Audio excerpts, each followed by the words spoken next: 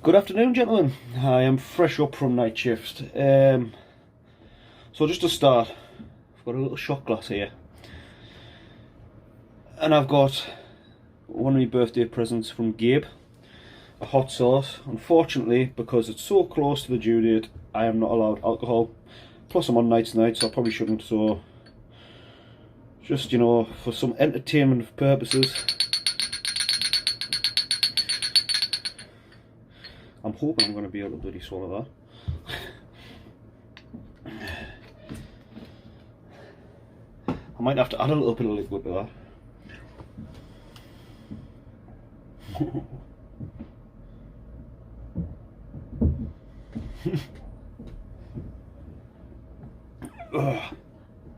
Oh. That's spicy. That's the best I can do for you boys, given the circumstances, but I've got a couple of mad ideas for the bet video I've been going on about at the weekend. I need at least 3 volunteers after I put the video in, calling us all out. Well, I need at least 2, because I'll be the 3rd. But anything more than that will be excellent. Right, let's get cracking into the game week review. So, game week 3. We'll go over the standings first. We've got Brian, Intergalactic goes at the top again with 3 wins. He's got 342 points for, and he's played against 265, obviously on a 3-win streak, unbeaten in the league. This is where he was last season before he started being Claudio Ranieri and tinkering with what wasn't broken. And then we have STP second. He's also won all 3 of his games on a 3-win streak. He has got 326 points for him and 254.75 against him. Again, 3-win streak. Third, the mighty Plopps. Told you boys, this is going to be my season. So I have obviously got 2 wins and a loss. I've scored 307.5 points and I've faced 235. Probably a bit generous facing against pretty easy running, but there we go. Fourth, former champion, Sunny and Manny, happy days. Jura, he has also won 2 and lost 1. He's on a 1-loss streak now, so he's just lost this week, I think. Bryce smashed his back doors off, but we'll get into that in a second. He has 278.25 points for. Do you know what? I keep looking at you this way, but I'm just going to move you around. Oh, this is going to be annoying, isn't it? See, unfortunately, I've got a... Bear with us, boys. I've got a little setup for me video game streaming setup. No, that's a bit better. Ignore the mic. Where was I? Yeah, so 270, blah, blah, blah, blah. Villains is 5th, Dan, Desperate Dan. He's on a 1-win streak. He has also won 2 and lost 1. 235 points for, 218 against. Pretty close. 6th, we have the Scranton Stranglers. 1-1, lost 2. 269.75 points for, 260.75 against. 2-loss streak for Gabe. Bukaki Jatties, Spartacus. He has 1-1, lost 2 as well. 204 points for his team, and he's faced 254 points. Half of that was me in one game. We'll get onto that though. We'll get onto that. He's on a 1-loss streak as well. 8, Chudley Cannons, through the first couple of games, and he's still not on the bottom. 1-1, 2 loss. 159 points for, 194.5 against. He's on a 1-win streak, won this week. Right, 9th, the Colo FC. 249 points for, 340 against, 3-loss streak. I'm not sure if he was also trying to get Gareth Bale in the Bale gate. And then we've got AFC Ragman, the 0 wins and 3 losses as well. 227 points for, 326 points against. So that's just a quick roundup of the table, the standings. We'll go into the game week now, if I can remember how to do it on PC. There we go. Oh, well, first game of the week is myself versus the Bukaki Jackies. Now, if you go into Saturday's games, after Saturday's games, I was really, really disappointed. I think I had 20 odd points from 5 players. And I was really, really fuming, but the second half come in. Trent obviously scoring 16 odd points. Tyrone Mings getting a goal and scoring 22 points. Jared Bowen getting 2 goals, 26.5 points. Klitsch managed a respectable 10 points. Richarlison popped in with 13.5 points. Helder Costa, who smashed it the week before and the week before that, only scored half points, and that's why I was a bit like, oh. But Jamie Vardy come in with a hat-trick, 36 points. I remember, sorry, before in the build-up to the game, I'd say that sauce has just started tickling me tongue. Anyway, Jamie Vardy, I was going to drop Jamie Vardy for the City game, so I googled his stats against the top 6, and it turns out he's got a really good stats against City, so I kept him in, and obviously that paid off.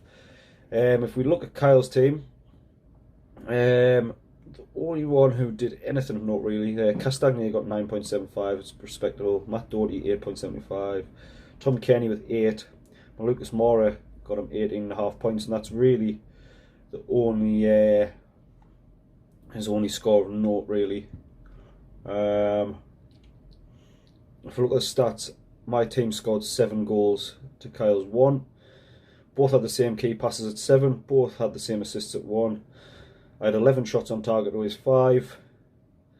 I also got 4 yellow cards to his 1. Disciplinary issue with Peaky and De Bruyne. He had more aerials, 13 to 11. He conceded 22 goals and I conceded 8. 4 clean sheets, and yeah, for me, and 2 for Kyle. So yeah, that was that game. Now we'll go to the game where they were trying to get the best waiver order thrown games. These two teams only fielded 9 men each. We've got the Chudley Cannons versus Ragman. Actually, decent scores for only playing 9 men each. So quickly, we'll just go through Chudder's team. Seamus Coleman with an acceptable 11.75 score. Kai Havertz scoring 16 points. John McGinn, very good at coming in with 23 points. Harry Kane got 19.5.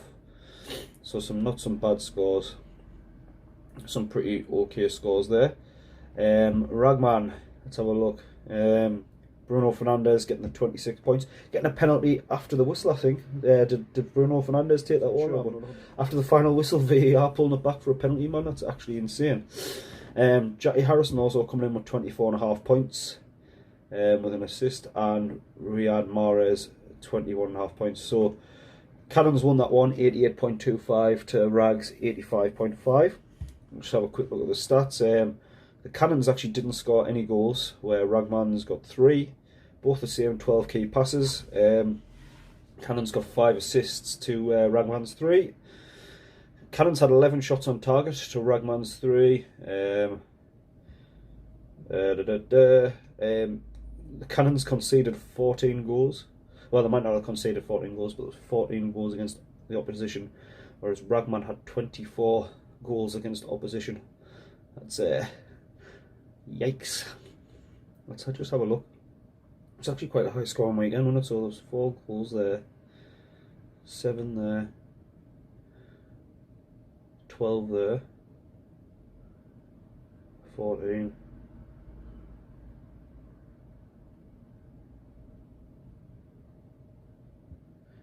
Yeah. Goals against opposition obviously stacks up for the different players, but yeah. Yeah, so that was that game. Now moving on to STP versus Colo. Grudge match, some might say. Let's have a look at some of STP scores. So, Andrew Robertson, 16 points. Pretty decent return. Ender Stevens got a respectable 10. Carl Walker Peters with 8.25. Lo Celso with 12. Sorry boys, need a bit. Andros Townsend with 16. Andre Frank I can't see the rest of his name. Andre Frank from Fulham, 12, that was decent. Dominic Calvert-Lewin 14 and Sadio Mane 19. So he's got some respectable scores. Mane only really standing out massively, but the rest of them, he had a good scores across the board. He had 117.5 points to Colo's 73.25. So let's just have a look at Colo's team. Any standouts? Danny Ings got 13. De Bruyne with only 8.5. He's having a mare. And Maupay, I've probably just butchered his name, from Brighton, Neil Maupay, whatever. 23 points. So yeah, this is all the players, right? They just looked at a lot less players there. Right, so yeah, if we go into the stats of the game, STP got 3 goals to Colo's 2. Both equaled 10 key passes. Both had the same assists at 1. STP had 12 shots on target to Colo's 5. STP 11 goals against opposition and Colo 26. So yeah, seems to be the least goals against the opposition that's decide most of these games. Right, we go into the former champ and Bry into Galacticos. Sadio Mane Happy Days got 59.75. Galacticos with 94.5. It's a win for Bry, taking down the former champion. Could Bry have learnt his lesson from last season and not tinker as much with his team? Well, I guess we'll find out. But first we'll take a look at Jura's team. We've got Reece James with 11.25 points, respectable. Stuart Dallas with 11, respectable, like I said. James Rodriguez 9. Neto with 10 and Rashford with 14. So again, no real standout scores, not really excellent scores, but some pretty respectable scores here and there. Now if we go and look at Bry's team, we've got Digne with 14.5 points, Vestergaard with 18.25, Pierre with 10, Hurrien with 26.5, that's impressive, and Mohamed Salah with 13.5. So Bry's only standout player really. Well, Vestergaard got a good score, 18 points. He needs to come home to the repeating De Bruyne's. Adam Traore with 8 points as well. So yeah, his only standout really is Hurrien. There was some pretty decent scores in there, but obviously Vestergaard as well. Right, if we have a look, they both only scored 1 goal each. Jura actually had 15 key passes to Bry's 10, but Jura had no assists and Bry had 4. If we scroll further down, they both had 18 goals against oppositions, and that was pretty much it. Yeah, there was only 1 yellow card in the game, and that went to Jura. So good disciplinary, good clean game. But yeah, we'll move on to the last game now, and that is Villains FC versus the Scranton Stranglers. Villains coming out on top with 86.5 points, and the Scranton Stranglers managing 63.25. So we look at the first Villains squad. We've got Harry Maguire got 8.5 points. Connor Cody got -9. Ouch. 4 goals against opposition and a yellow card. That is brutal. Jack Grealish got 19.5 points. Calvin Phillips got 15 points. Declan Rice got 11.5. Patrick Bamford was 16. Mason Greenwood 6.5, and Callum Wilson with 12. So some good half decent scores. You know, Jack Grealish probably being the standout with 19.5. Bamford getting in amongst the action as well with 16. Apart from that, the rest of them are meh. We've got some good, like I say, respectable scores with Declan Rice, but Callum Wilson, but the rest are just, yeah. So now we're going on to the Stranglers side. Willie Caballero got -6. This is where we speak about Gabe's defence. -6 for Caballero, -5 for Benjamin Mendy, -3.25 for Soyuncu, -0.5 for Tierney. He might pull himself back. So yeah, he's got -15 points from his defence alone. Not good. Mason Mount tried heroically to keep him in it, scoring 32 points. Souček 17, that's half decent. Tammy respectable 12, but apart from that, everyone else really didn't turn up the races. Villains scored 3 goals to Scranton Stranglers 2. Both had 9 key passes. Villains had 1 assist, whereas the Stranglers managed 2. If we go further down, 12 goals against opposition for Dan, 20 for the Stranglers. Yeah, 4 clean sheets for Dan and 1 for the Scranton Stranglers. Who got a clean sheet in your defence? No one, so it must have been a midfielder clean sheet. It was Suchek. But yeah, so that was pretty much it. Thank you very much for watching the this long rambly 15 minutes review. I didn't realise it was that long, but yeah. Keep an eye out for this Sunday afternoon. I will get what I need for this group bet, and I expect some of you to not be fannies. It's going to be a good one. I will give you a clue. It is a food bet of some description, but it's got some very deep stipulations. And yeah, I'm hoping that everyone is going to get involved. But yes, right. Much love. That's me. Plopps out.